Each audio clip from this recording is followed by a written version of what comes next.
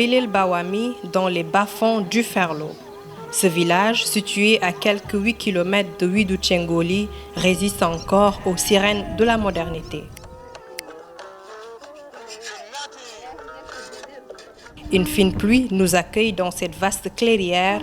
L'hivernage s'est définitivement installé dans cette bourgade, mettant fin à 11 mois de sécheresse. Ce qui devait être une bonne nouvelle pour Ousmane et sa famille semble virer au drame.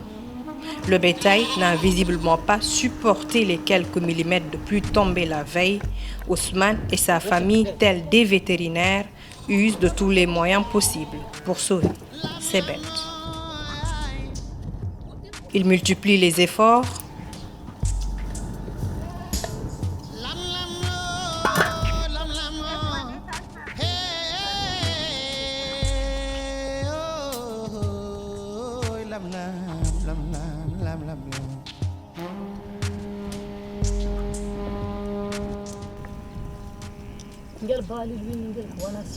Mais la brebis va finalement succomber.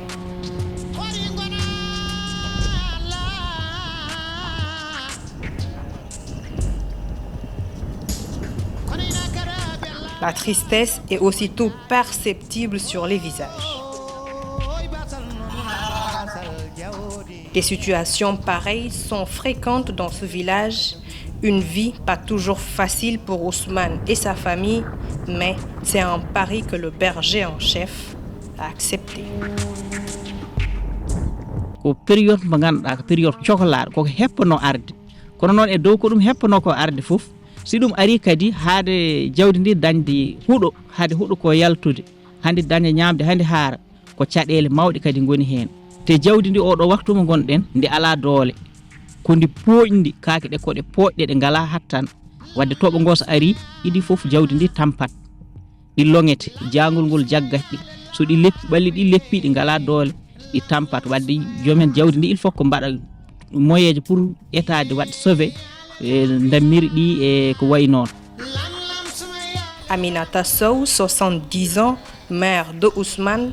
Cette dame n'a jamais vécu ailleurs que dans ce village créé par son défunt père. Ainsi, malgré les conditions difficiles, elle vit ici, en toute liberté avec sa grande famille. Elle ne voit pas sa vie ailleurs que dans ce village, composé que de 2 concessions. Ko ɗum tan gandi ko ɗum jiɗa saare ayi nena lororiɗa ga fof jiɗɗa tan wonde ga e ladde nde tawa saare ene moƴƴema aɗa fofti aɗa ñama ko weeli aɗa ɓufto kono a yiɗa jiɗɗa won ga aɗa loro aɗa tonowa aɗa heeya fof ko ladde tan ɓuranima ko ɗum de eyi ɗum woni gurdam puloje. Dans la famille de Ousmane, comme la plupart des sociétés Peul, la femme est la cheville ouvrière de la maison.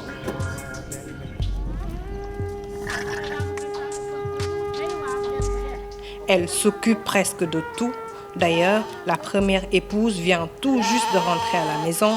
Fatimata a passé 2 mois loin du village à la recherche d'un nouveau pâturage, une responsabilité immense dont elle s'acquiert très fièrement.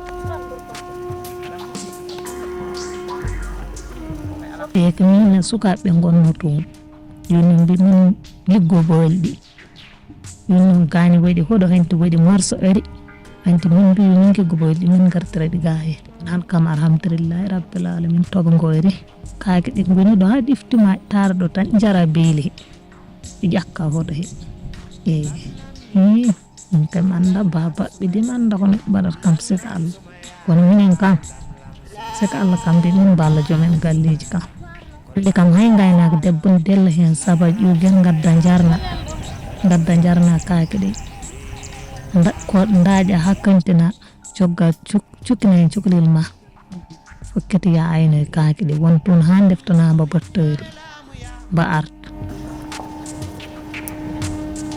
Avec le changement climatique qui sévit dans le monde, l'hivernage, cette bonne période pour ces éleveurs, ne dure pas longtemps. C'est pourquoi pratiquer ce travail nécessite une véritable passion. Kono noon en teskima ɗiɗo duuɓi toɓo ngo ustima huɗo ko wodata kadi jawdi ndi ndi fuɗɗima heewde ha kay huɗo ko kala ko wawi hen daneje dans 3-4 mois tawata ko ladde ɗe waɗi widde te wona fof en mbawi eggude jahata woɗɗi wona fof en kadi mbawi gaynaka ko ganduɗa hoore ma gaynaka moderne tawa ko gaynaka sodde tan aɗa ñammina sa ala won moyeji a wawata ɗum wadde ko ɗum taki ɗum ene jeeya condition ngaji ɓurɗi ɗi han musnude gaynaka jolof.